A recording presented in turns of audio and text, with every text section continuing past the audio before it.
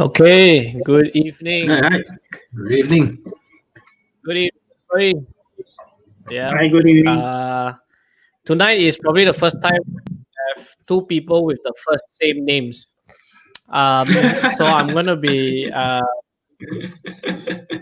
going to be referring to one as Mr. Lim, and the other one as Mr. Law. Okay, so not to confuse both Peters here. Coincidentally, both of these gentlemen here also have the same initials, right? So first time in KopiTime history, right? Okay, welcome everybody. Welcome to Investors KopiTime. As you all know, this is a new segment that we actually started for Friday nights. This is where we hope to reach out to also companies. If you run your own business, if you're a company, big, small, medium size, it doesn't matter. One of the things that we're trying to do is that I think there are a lot of questions regarding, from business owners at this point, but regarding not just from investors, issues about sustaining their business, right? And today, we are very proud to announce that we have Mr. Law here, Peter Law. Okay, Peter, thank you very much for coming on the show. Peter has over 25 years of experience on human resources, right? And tonight, the whole purpose of this is actually we want to discuss, right, what's on a lot of business owners, or if you're not a business owner, even if you're on the other side of the fence and you're thinking, what's likely going to happen, we want to take this time to discuss it. And of course, if you guys have any questions, right, please feel free to ask at below, right? But before I get started, let me just do a very quick share. Okay, I see some of you guys are still streaming in. I hope you guys had a fantastic week, and you're looking forward to the weekend. Technically, we're still under MCO, right? So I think all the shops should be shut by 8 p.m. I think so. Things change as they go along. From what we understand, the COVID numbers from local transmissions have actually come down, so that's good. So keep washing your hands, keep sanitizing your hands, keep social distancing, right? That's one way for us to fight this. Yeah. So okay, let me just very quickly load this. Okay, so tonight, so for those of you who have just joined us, welcome to our KopiTime session. We're trying to find a new name for this segment because Friday night is something that we want to reserve for business owners for now, and trying to see, from a legal perspective, from a HR perspective, what are some of the challenges, right, that are facing the business community at the moment. Tomorrow we have a CEO that will be joining us, a company that's listed. So stay tuned tomorrow, 8 p.m. We'll be back again, and every single night we are here at 8 p.m. Very quick disclaimer. Whatever, this is not financial advice, or we're not meant to advise you. So all this is purely for educational purposes. But today we won't be talking about stocks so much, but really what to do. But of course, it will impact your own personal finances, right? So big disclaimer, this is not investment advice. Now, Peter has agreed to share the slides that he's done tonight. So you can actually download all the slides he's made available for you guys through WhatsApp. So all you need to do is save this number, 603-8408-2070. Save this number. Send us hello or hi. Click number 1 for English freebies, and really that's where you're gonna get all the downloads that you can get from previous episodes. Is all there, right? So everything that we have here is actually you can download everything from this WhatsApp number. Yep. Okay, so let's kickstart. Peter, very warm welcome to the show. Thank you. Yep. You're looking very fresh here. Surprisingly fresh for being MCO. Managed to get someone to sneak in to have the haircut last week. Okay. So tonight's discussion is about layoff, and maybe from a HR perspective, I know you have prepared some slides. Let's get it kick-started. So if you can just share screen, I'll just go off from this. If you click share screen, Okay. and then we're good to go.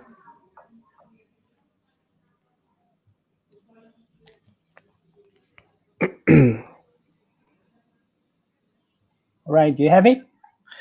Yes, perfect. Yes, we have that. Yes. Okay. Okay. All So good. we are ready to go. Okay. Yes. This is the sessions that I wanted to share a little. Thank Alvin, Benny, as well as Peter to invite me for these sessions. In the trust of it, a lot of businesses are going through this dilemma. Is laying off the right things to do right now? So I'm going to share a little bit about, is laying off the only choice that you have, coming from the HR perspective. But at the same time, I will actually have some sort of guidance for both the employee as well as the business owners. Yeah. So in essence, what we are going through right now is really the health crisis, the economic crisis, and the oil crisis, and the oil is still at a very low price at $35. So all three combined is like we are having a perfect storm. So we are going to sell this through this kind of storms. The question here is the worst over? I don't have the answer for you, but it's really looking at your own situations, the businesses that you are in. You may need to decide whether is the worst over, and what's next for you. So COVID-19 has sort of like in the history of the last 100 years, the maximum impact has actually resulted that international labor organizations suggest that the estimates is about 195 million people will be out of job because of this. And bulk of them apparently, based on the analysis, is actually in Asia Pacific, and the high risk sectors are retail, accommodation services, and food services. So is it how about Malaysia? So the Department of Statistics suggests that shows that in the month of March, that's only in end of March, we had the highest unemployment rate in a 10 years history at 3.9%. Now, this is my personal projections.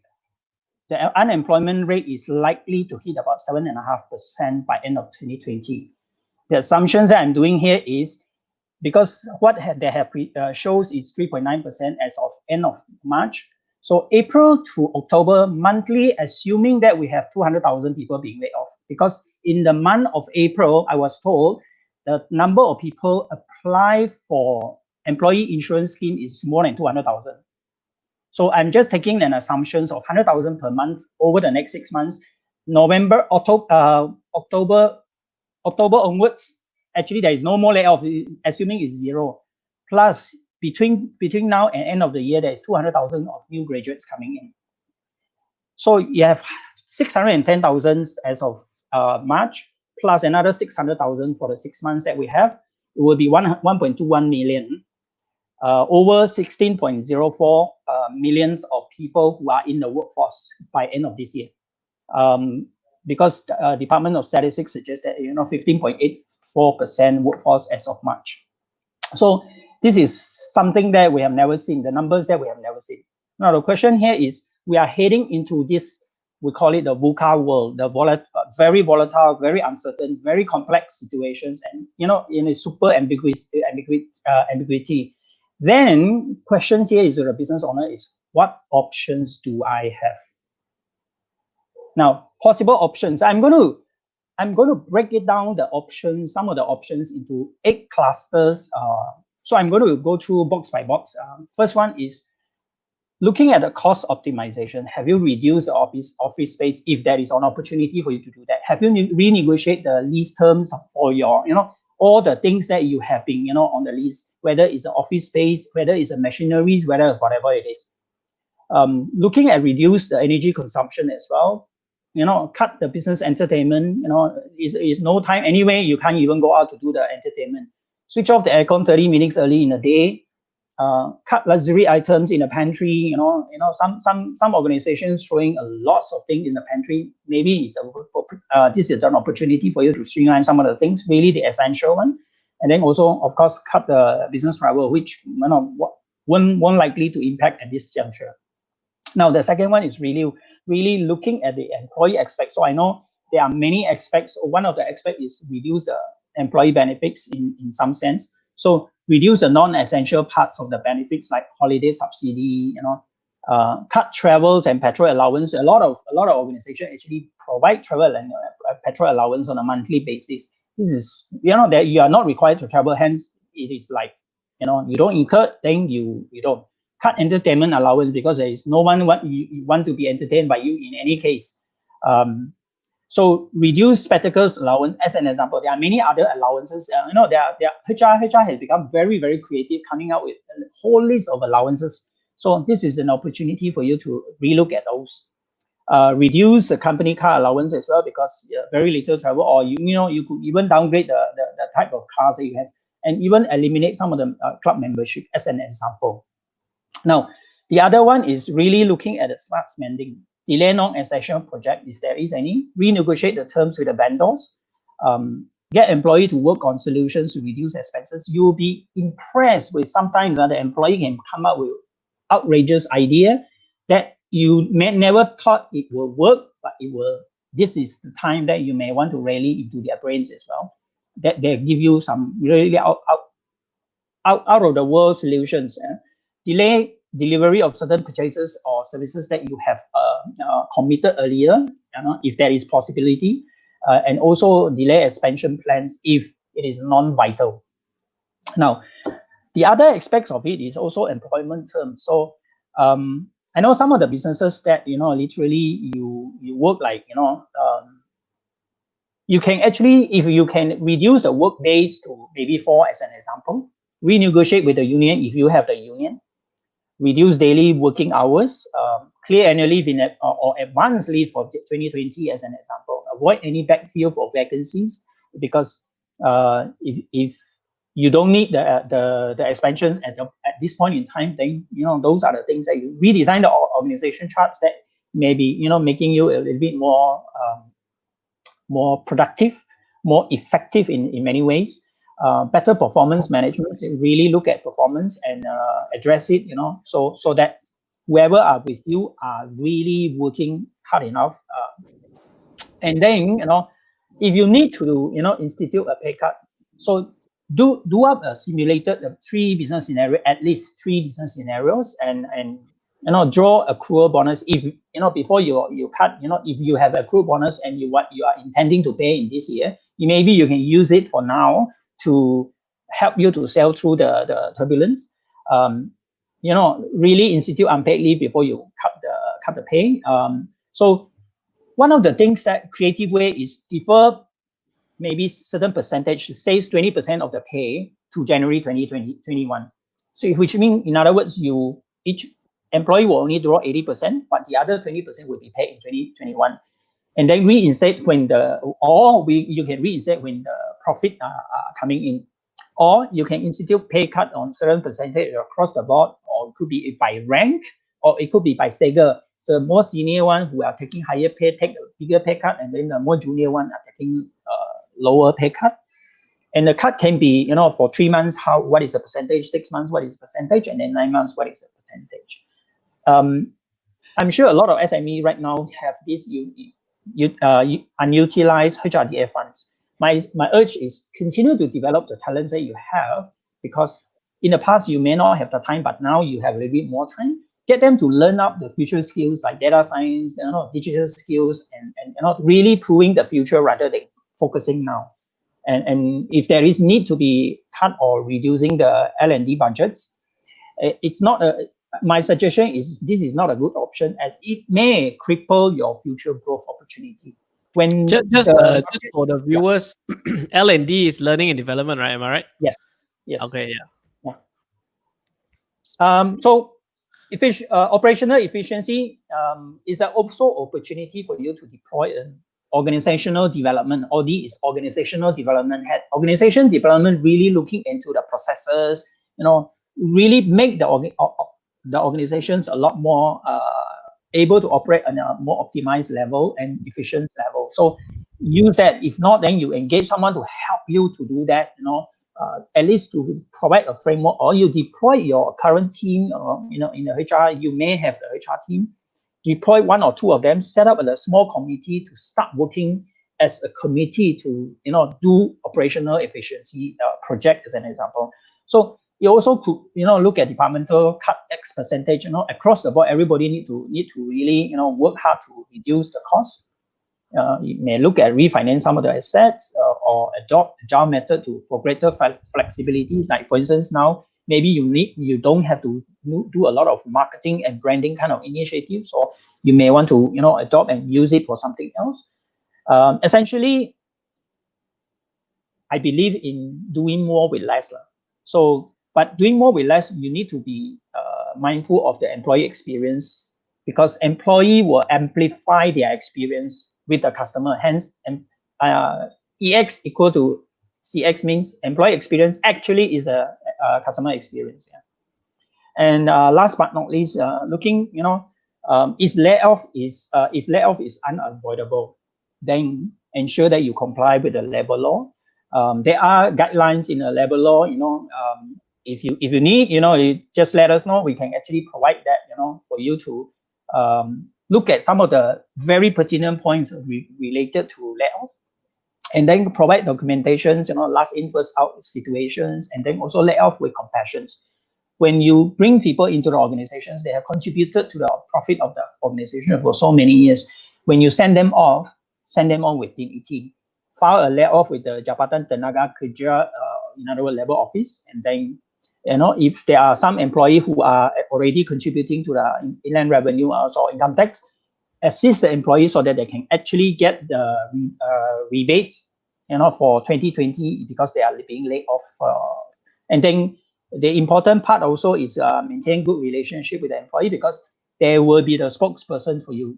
Despite that, you may not be able to continue having them, but they will be able to say that, my boss, when he laid me off, I was treated like really real human beings when I laid off. It's not just kick them out from the door.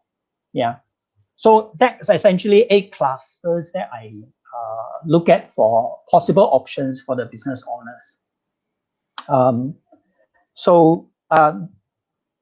Question here is, what is your burn rates for the company? You need to use these decisions, data-driven decisions, because you can't just take what I'm sharing here and then apply everything, So you need to look at your data and, massage the data, and then came up with a scenario how that will help you with the journey.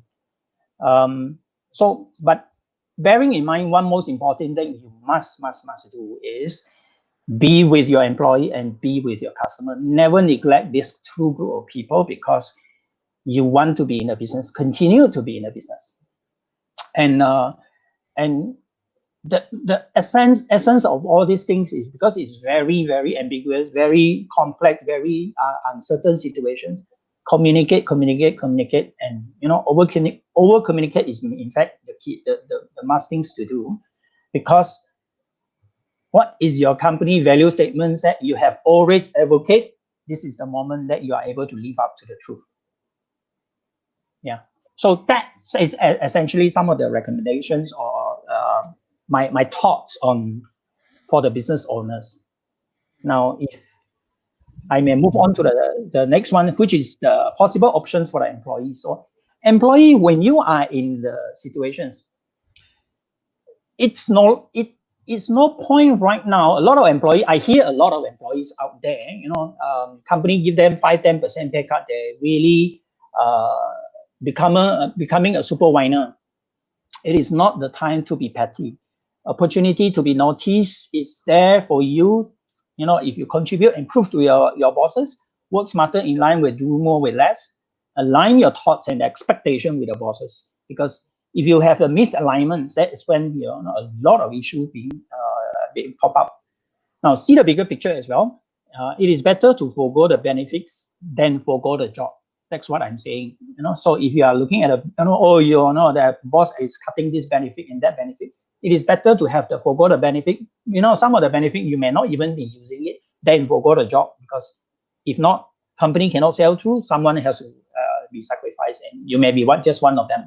The benefit is that is cut is likely to be non-essential, so it may not even impact you. Really, you need to rally with your colleagues and the bosses to bring the best out of you, because this is a time where creative juice just flow, and you may come up with amazing solutions to help the company through. Learn a new skill.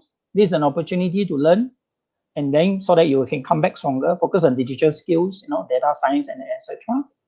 And also because there are lots of free training available, Coursera, Center for Asia Leadership, and the list goes on. There's easily more than 10 institutions out there giving free courses. Also, ET Online Campus. Yeah, ET Online Campus as an example. If you want to learn investing skills, I must say that the 18 hours that I've gone through is really superb. And managing your resilience, be agile, because you need to be flexible. You need to be able to adapt to the different situation. At the same time, be grateful, because bosses are going through a lot of tremendous level of stress. At the same time, if you have a job and someone don't have the job out there losing the job, be humble. Don't go and boast around and then show how fantastic your meal is going to be, and someone else out there don't have a meal. Be thrifty as well, if so that you can save. Manage your expenses and give you a longer runway. If every month you are able to save 30%, that gives you every 5 months give you the additional months of runway.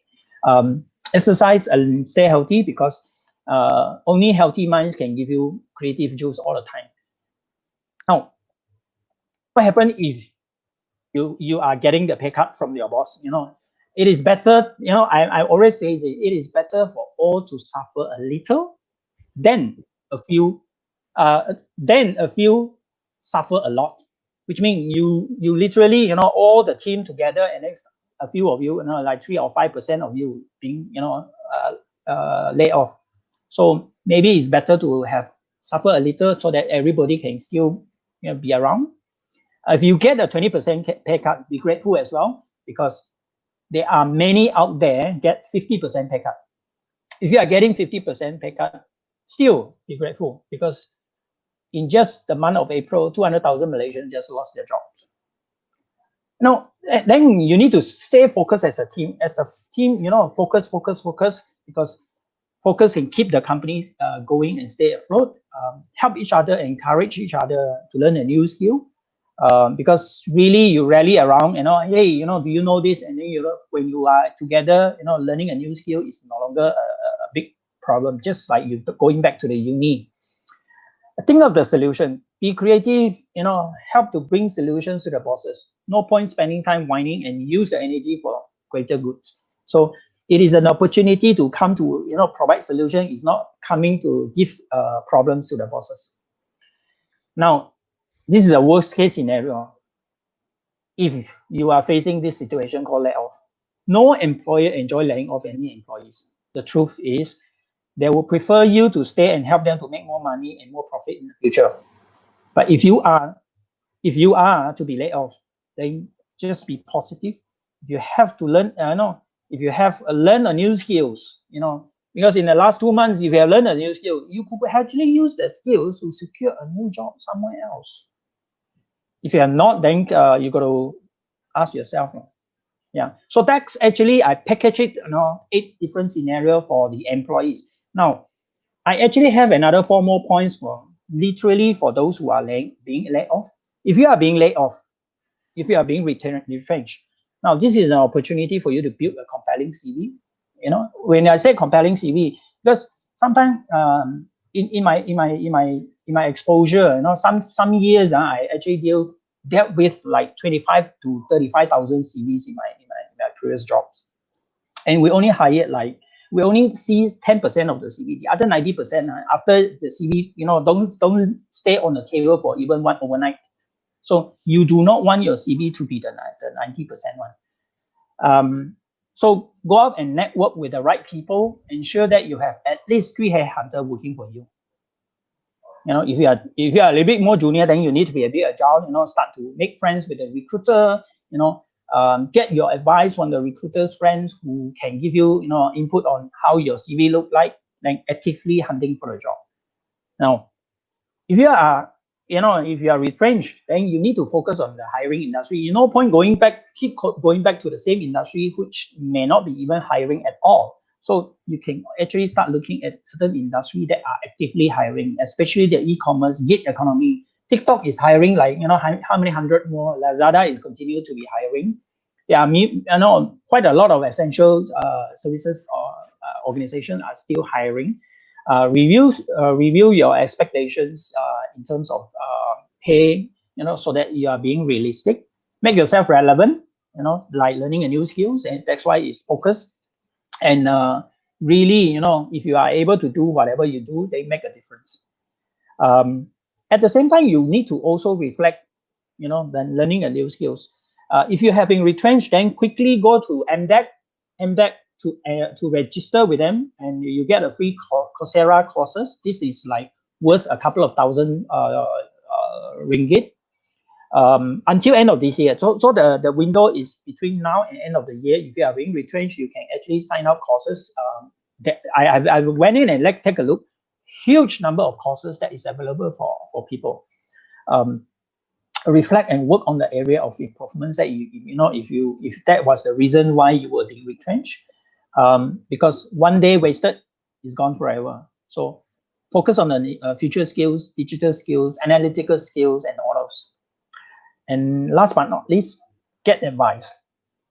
File your retrenchment with Jabatan Tenaga Kerja as well. The employment, to claim for the EIS, employment insurance scheme. You have been contributing, so it's an opportunity, for you to at least they pay up to 6 months. First month I think is 80%, second month 50%, and then subsequently it's like 20 or 30% for the balance of the months. So at least you can help you through the next 6 months. And then at the same time, file with the IRB, Inland Revenue. This is income tax, so that you can get tax rebates up to 10,000 per year of service in your last employment. If you are about to be retrenched, maybe you need to work with the employer and get them to help you with outplacement services. So outplacement services is really, there are a couple of organizations out there doing outplacement services. So you can get that services so that it can help you to secure the bridge between you now and into potentially a new job in the future. And really, again, still be humble and stay cool, because if you have been drawing, let's say, a 10,000 salary, now you may, the employer offer you, a new employer offer you $8,000. 8,000 is better than 10,000. 8,000 is better than you don't have a job for the next don't know how many months. So stay cool, don't lose your cool, because this is the point, the time where relationship is essential. Yeah. So that's essentially the 4 things that I think, and to the business owner, back to the business owner, and the employee as well.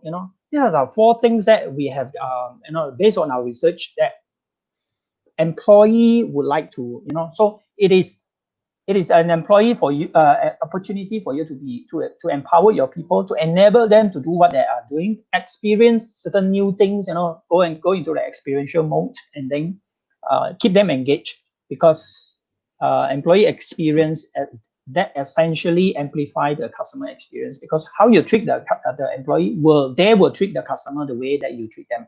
So focus on that. This is just 2 slides of quick surveys that we did last year. So this, I would likely see this will quite different if I'm doing this same survey with the 560 people. If we redo this survey with the 560 people, the outcome I think will be quite different, because when we ask them what is the most important criteria to have for you to look for a job, pay, compensation, and benefit is still key. Work-life balance, I don't think work-life balance right now people will even talk about it. I think they will still talk about culture values, career advancement, maybe not, challenging, yes, and probably learning.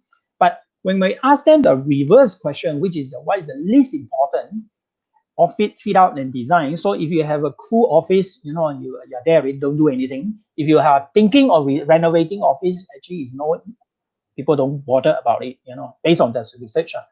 And geographical locations, people, where your company based right now, people willing to travel an hour to go to work. But essentially, employer branding, company brand, not that important, because you can, a lot of SME always say, oh no, I don't have a brand that, to attract people. Not really true, because we see at least like 20 to 30% of the people that research in this one actually don't mind working for SME. And in the past, we also see that adoption of technology is not important, but I think right now this will be very, very essential. And the last one is the least important one is one of the least important one is the job security. I think this will be a tremendous reverse if we are going to go back and ask these 560 people. Now, all this while, a lot of business leaders will always say my people are the greatest assets. So really, if you say employee is your greatest asset, then this is an opportunity for you to build a high trust culture. High trust culture, what does that mean? High trust culture is really you become more transparent, you become more open, and become a lot more engaged with them, so that you feel that how they feel how you feel, so that you can actually pull through this together, so that you are able to capture the right talents and stay with you. Now, question here is last two slides is really, have you explored all the possible options? Because this is something that it will keep you awake at night. If layoff should be the last options, if you ask me, in any cases, layoff should always be the last options. Because the moment you lose the opportunity, the future growth will be very much a challenge. Because this is the time where you live your true values, the moment of truth. Really, it is now how you treat them, they will remember you for life. So, in fact, this is just the little sharing, because I understand that there may be people that out there who have been retrenched or need help in building out your CV. I'm actually running a 1-hour webinar, so this is something that you may want to take a look and join me at 3 o'clock in the afternoon tomorrow. So you can just WhatsApp to the number, or register it online. And so, in closing, I will leave you with a choice for both employee and employer. The choices you make today really dictates the life you live on tomorrow. You got to get ahead. You got to get started, because time will not wait for you. Especially if you have been retrenched, you got to do something about it. Really work hard, to secure the next job. Thank you, Mr. Loh. Thanks for the insights. Actually, we have a couple of questions, I guess, from the audience. This is probably the first one.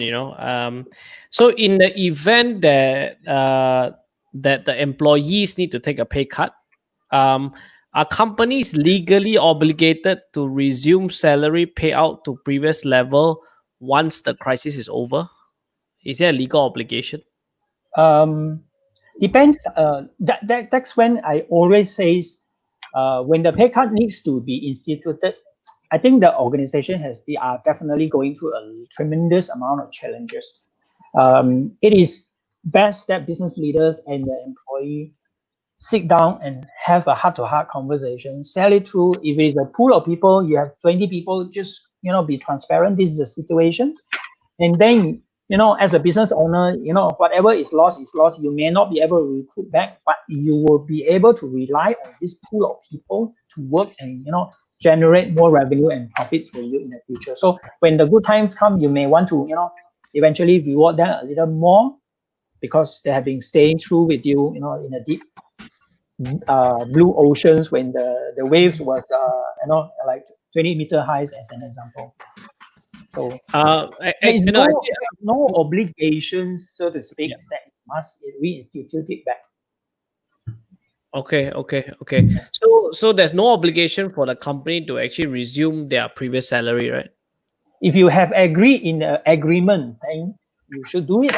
If you have not, if you have said that this is the challenging moment, we wanted to do this, we hope that you will be with us, then it's a different story altogether.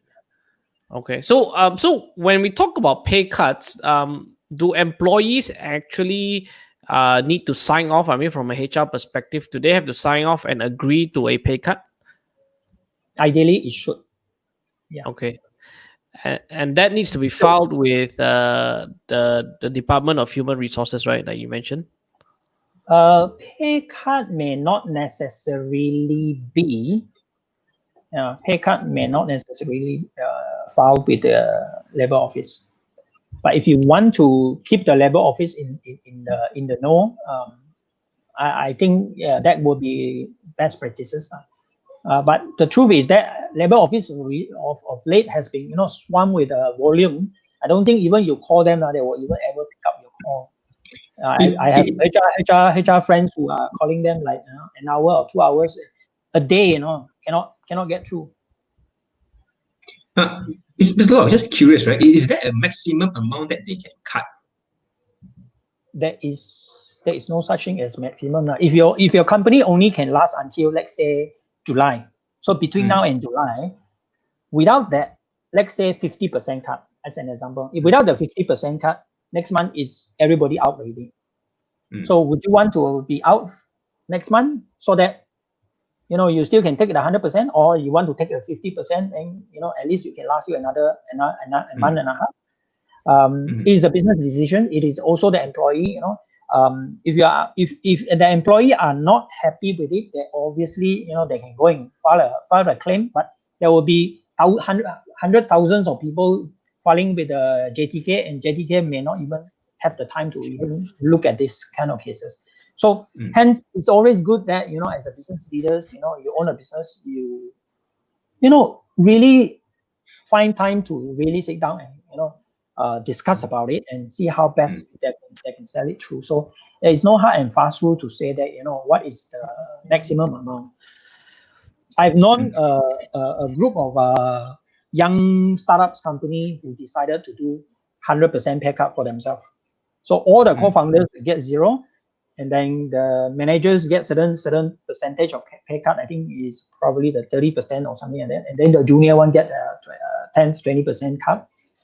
And they together they sell it through. So now the volume of the business starts slowly picking up. So they are able to sell through, because when I ask them, what is your burn rate? Is that 3 months?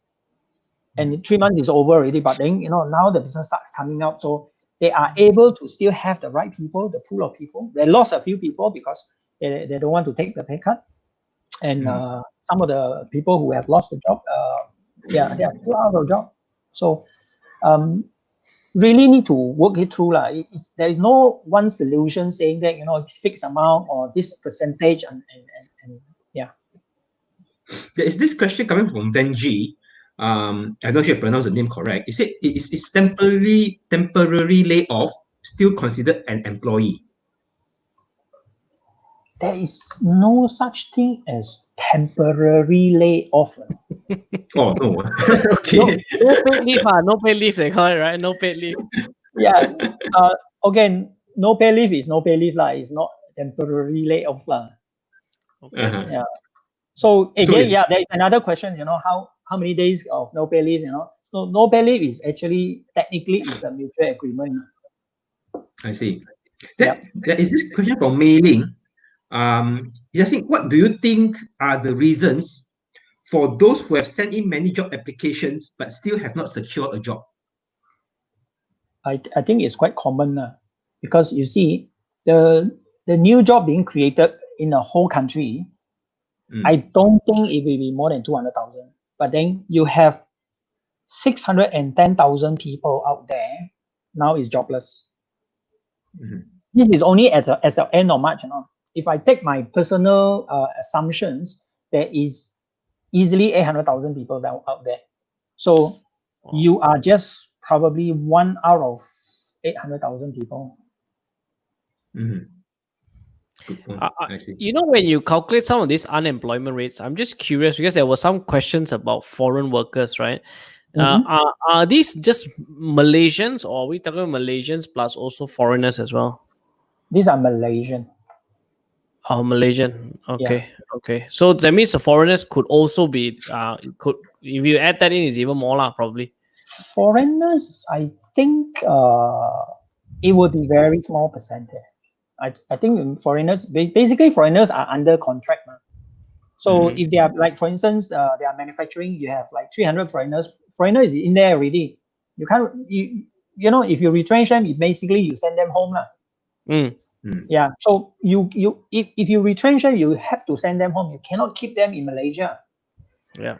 So it doesn't add to the statistics. That's what you're saying, right, Mr. Law? I don't think it add up to the statistics, because the statistics suggest that is 15.84 million workforce in Malaysia, and that should be Malaysian.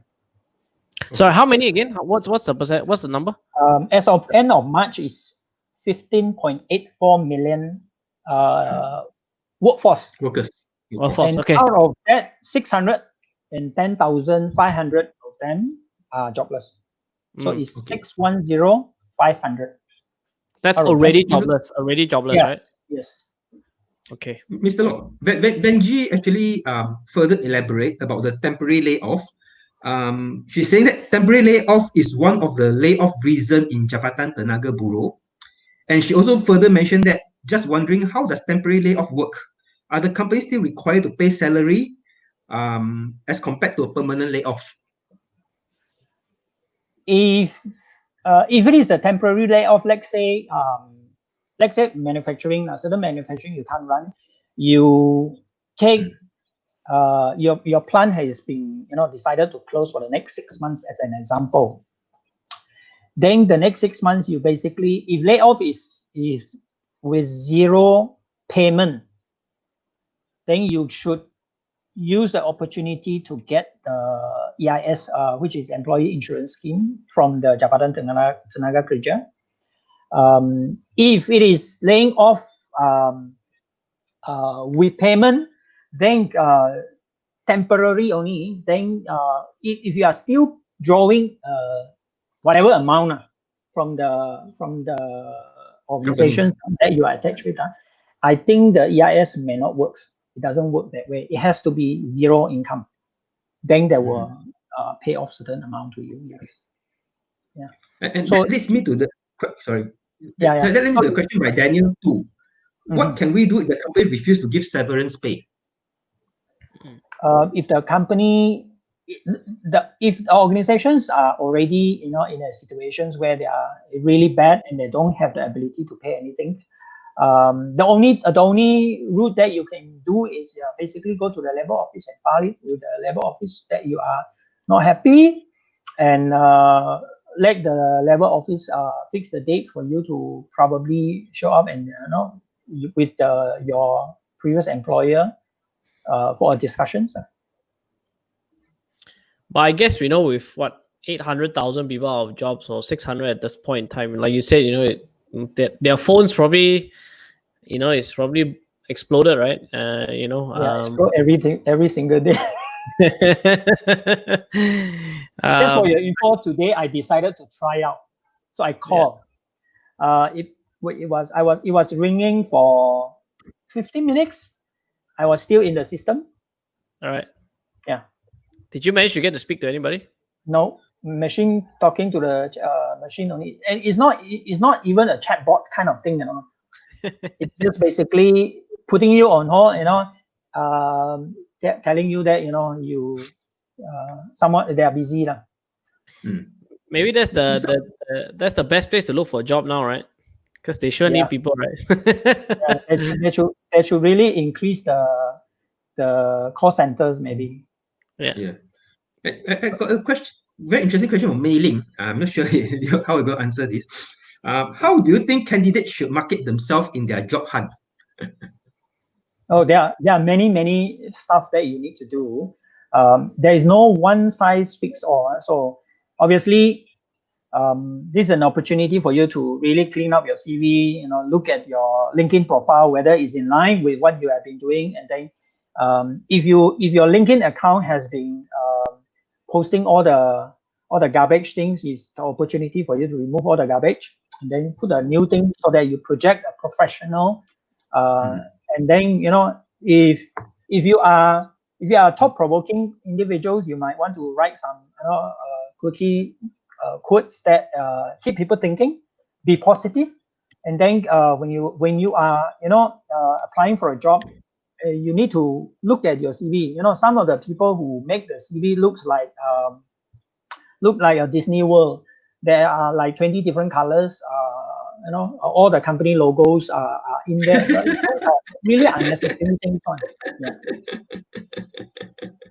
Okay. Actually, I got a couple of questions that are quite similar. I think they're coming in. So can so it's from Ken from YouTube. Can an employee sue an employer for cutting their pay? Oh. You might want to try lah. But are there any grounds for it? Yeah. On the employment contract, if you are on an employment contract, you always anyway, employment contract is the terms and conditions are very clearly laid out. So if anything, the employer don't do what it is according to the terms and conditions spelled out in your employment letter, you can take actions. There's no two way about it. You can take action. But do you want to pay a lawyer amount of fees to go through these unnecessary things?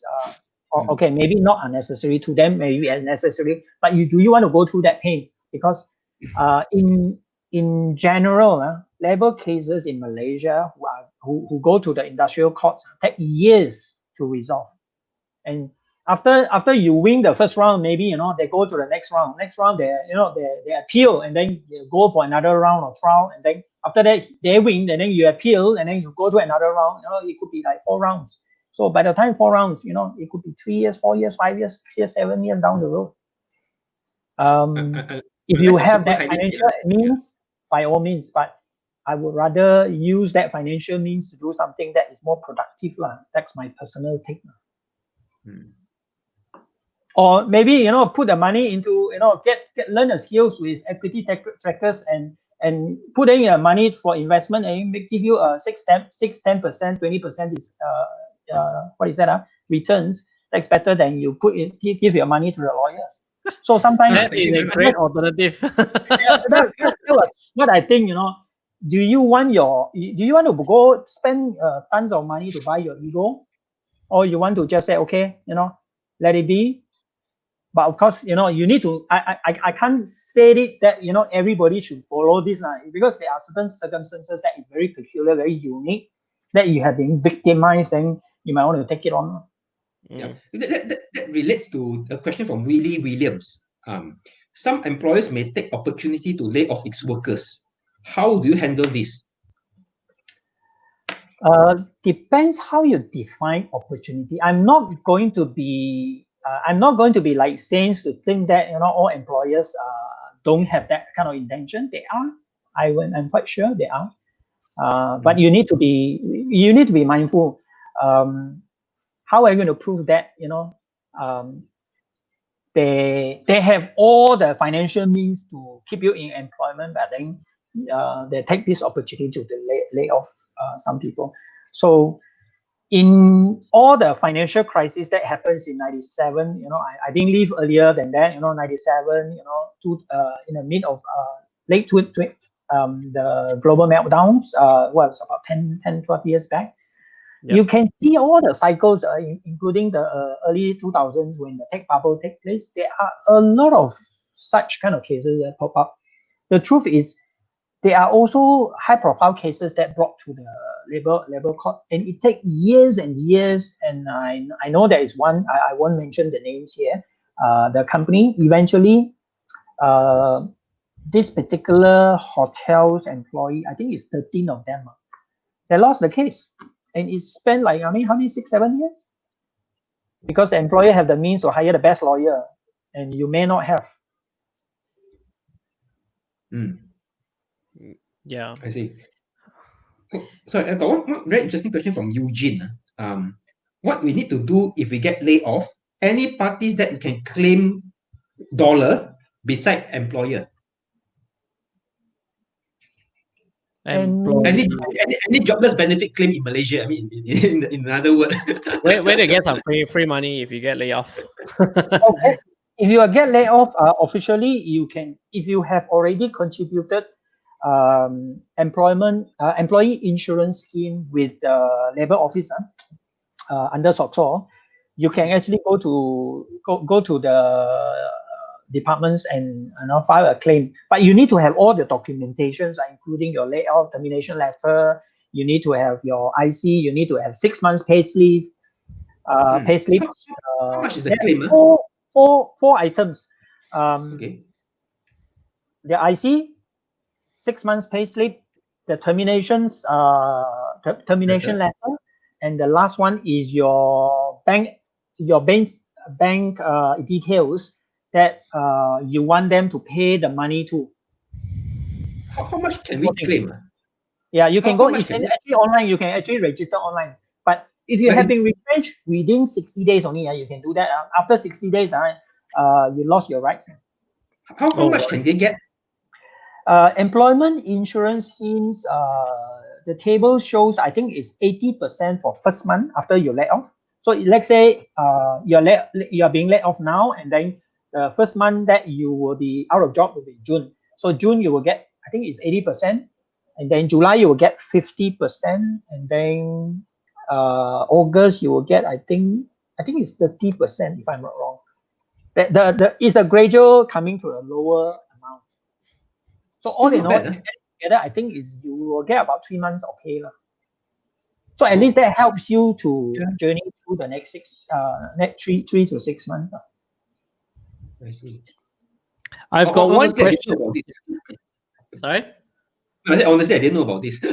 Yeah, EIS. EIS. That is provided the employer have registered the employee. If let's say the employer didn't register, and then but it's supposed to be a legal thing that they must do, but I'm not too sure if they were not done it, that they didn't do it, then the guy unfortunately cannot claim. Yeah. Alvin, I hope I'm registered. Yeah, sure. No, we got a response here from Lim Ji Hao. He says EIS is only up to $3,950 for the first month. Apparently that's the max they pay apparently for the first month. Yeah. Actually, I got go ahead. It also depends. There are certain limits. There are limits up to certain threshold. But of course, from the other angle, is also saying that if I'm 10,000 income, I contribute. My portion is significantly more my premium. Then why are you paying me lesser? Yeah. Those are the policy things. So we won't get into policy stuff. Okay. So got one question here. This is a unique question. This is from ET Online Campus. He said, "Look, I'm a Malaysian, but I'm contracted for professional services. And he only receives a fee every month, right? So there's no EPF and there's no EIS from the company because it's a contract, lah. Is there anything that a person or contractor can do in the event that the contract is terminated by the company? Is that different from labor laws? I guess it would be, right? Because this one is contract for service. Contract for service, basically you are doing the piecemeal work for the organizations that they engage you for the services that you do. So it's just like your consultant, you go in and you do that services. It could be the work that you do could be exactly the same as one of the employees, but you are contracted to do that. Yeah. So the only document that you rely on is the document that you sign. Right. Which is a contract, lah. Yes. I see. You want to do it? Yeah. Okay, go ahead. Okay, go ahead. You want to do it? Okay, wait, I read this Go ahead. question here. Okay, this is from Katie Wong. He said a company in the tourism sector stopped its business and asked all its staff to stop coming to work on February the 20th, right? With only a few days' notice, and all this was verbally told to them, and told them to go ahead and see if they can find a job somewhere else. No salary was paid to them since February 20th. Can an employee still demand for salary from February 20th even though they didn't go to work during this period? Rightfully, they can. They have the rights to do that. But whether or not the company is still around is the other thing, right? Yeah. So there is two things here. One is basically practices. The other one is actually your legal rights. So if anything to do with legal rights, there is obviously a lot of avenues and a lot of loopholes that the business owner may have committed, not following the employment guidelines and all those, not following the contract, not following the terms and conditions. That's quite. I think it is quite common. The only thing is, do you want to go through this?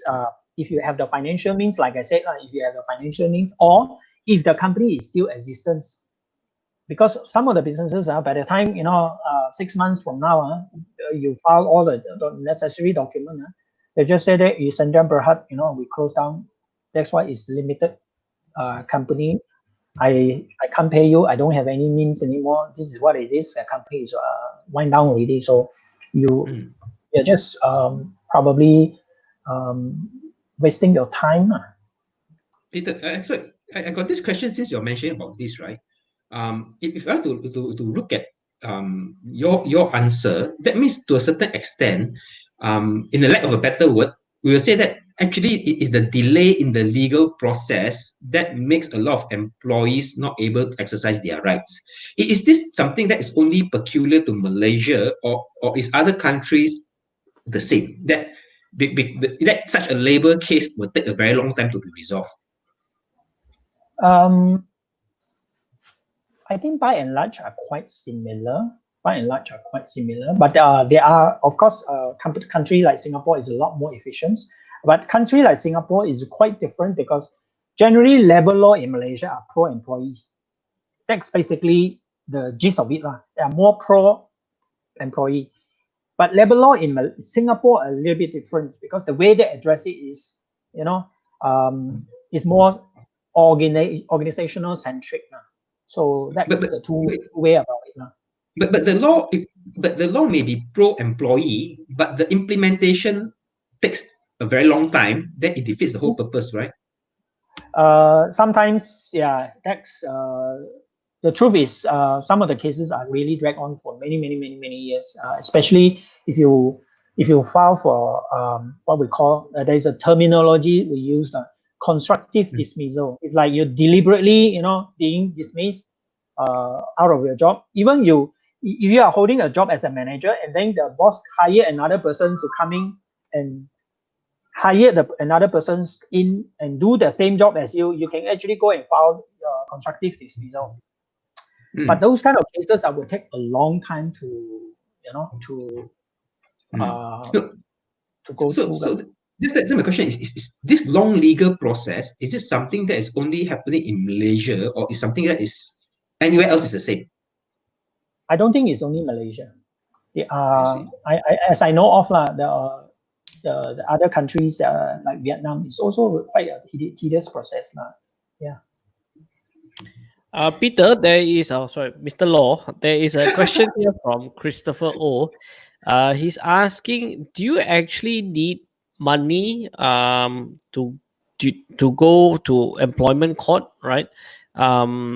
Is it free, right? Can you represent yourself, or do you actually need a lawyer to represent you? You could represent yourself, but of course, you may not know the process, the proceedings, how to do. There are, of course, I'm quite sure it used to be like a lot of employment types of lawyers those days, practicing, engaging for free of charge, and then at the end of the day, if they win the case, then they take certain cut of the total amount, that sort of things. But I'm not too sure right now there are still any such practices. But in time like this, I mean, lawyers may be very busy. Yeah. So go look to law firms to possibly get a job. Yeah, maybe to help them to do. But with the technology, now they do e-lawyers, so the researchers may not be required anymore. No? Everything they are using digital. Trying to coming, let's say from a business perspective, I mean, right now I think, I mean, you will be a very small group if you're saying your business is still doing well. You'll be a small group, right? There are businesses that are doing really well, but by and large, I think a lot of companies are suffering, right? And I guess the question here is that to lay off or not to lay off, or to do pay cut, what is there some sort of advice you would tell business owners today? Because I think from an employee side, I think it's quite obvious that pay cuts are almost inevitable, right, for most companies that are not doing well, because it's a runway thing, right?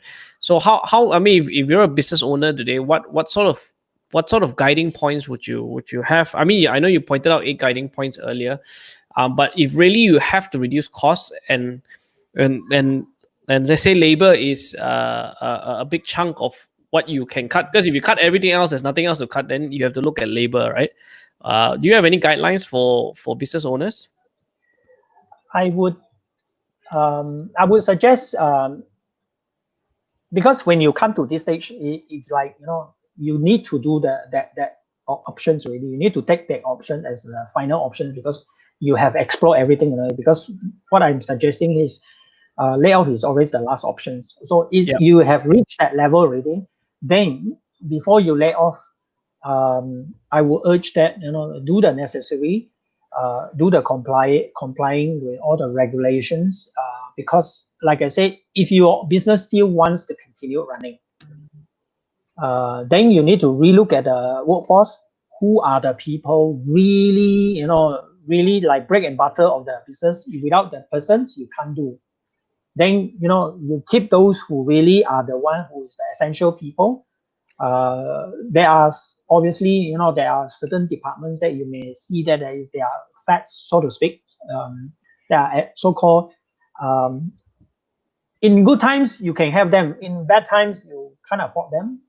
This is probably the only route that you do, and like I said, treat them with just like human beings. You welcome them into the organization. They stay with you that many years and help you to make the profit. Is opportunity. You send them off with dignity. And then if your company start I don't know 6 months down the road, it start picking up already, they are still available, bring them back if you need that kind of situations. So that would be the approach that I would like to suggest. Yeah. So temporary layoff, in a way. In a way, yeah. In a way, a temporary layoff, if that's really worst case. Yeah. Okay, there's a message from 𝑑𝑑 to me actually. He's asking me to be careful because you are looking for guidance. I need to ask that again. Have you registered me for EIS? The answer is yes. I think the maximum you can put in is $15, right? That's the max anyway. Actually, we got 2 more questions. We got 2 more questions here. Following my question above, this from Katie Wong. I think it's a follow up. Actually, we got 3 questions. I'm not sure how much time we have. One question is, have you represented the employer? If there was a dispute, because you were in HR for almost 25 years, right? In industry, in court, have you represented your employer before? As an employer, we always hired. So yes, I represented, but with my lawyer. I see. Okay. So we basically go through the entire case. What is the arguments that we have? The law is always like, there is no such thing as black or white. It's always in between. There are things that you could always perspective that you can always argue it through. So yeah. Okay. Lim Ji Hao, right? What is your view on the Employment Act? When it's actually covering for employees earning less than 2,000, and for specific type of jobs, how is it effective for those that is not in the scope of the Employment Act? So he's saying that the Employment Act focuses a lot of people earning below $2,000. How about those that are not and don't fall in that scope? How would you deal with it? Okay. There are a few acts that is actually governing the employment. Those who are under contract will be governed under the law of contract law. Those who are earning less than 4,000 are under Employment Act 1955. There are many amendments over the years. So it's the amount is already raised to 4,000 really. It's no longer 2,000. And then you have the other one who cover everybody, anybody under employment. It could include the CEO as well if you are hired as a professional. Yeah. It's actually under Industrial Relations Act 1967. So a lot of people who are above this kind of amount, they always go down to the path of using IR Act. I see. Yeah. So there are laws covered, and then if those who are under trade unions, there are trade unions act as well. So there are quite established laws in Malaysia. Malaysia is never short of laws. Yeah. Yeah. Peter, there's a very, very interesting question from Kelvin. Can employer change a permanent employee to a contract employee? With your agreement, yes. If the agreement is silent, but during this kind of period, right, can they actually do the change to shift you from a permanent employee to a contract employee? Individual can refuse to, but like I said, if there is very little options that you have, you can take it out first and then later you decide, or you say no, I'm not going to accept this. You want to continue doing what you are doing as an permanent employment. Again, it really depends on what kind of businesses that they are in. I find it very very interesting if someone suddenly out of blue moon decided to from permanent to become a contract employee. There must be a reason for it. So business owner on the employer perspective, like employer that because of all these measures, right, I want to change your status from a permanent to a contract. Employee will likelihood say no. They have the rights. Yeah. They have the rights to say no, I see. Yeah. Okay, that was okay. So I've got one probably last question from Katie Wong here. Following my question above, can the company initiate retrenchment and pay the staff retrenchment compensation? Okay, so I think this is a very specific question, but maybe from a business point of view, if they actually stop their business and they had no business, right? Now it's May already or end of May. Can they actually start retrenchment? Can they start their retrenchment compensation? Like, can they start paying now for February to say that you are retrenched? Like, can you backtrack that kind of thing? Since the company has actually no business.